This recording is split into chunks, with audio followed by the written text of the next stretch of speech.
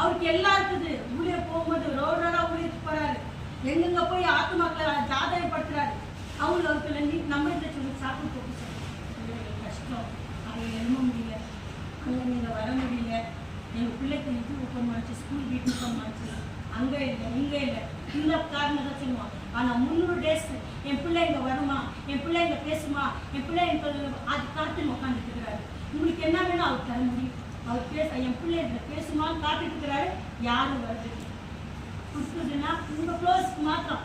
உங்கள் க்ளோஸ் யார் உங்களை காப்பாற்றிக்கலாம், யார் உங்கள் தேவைகளை சந்திச்சிடலாம்.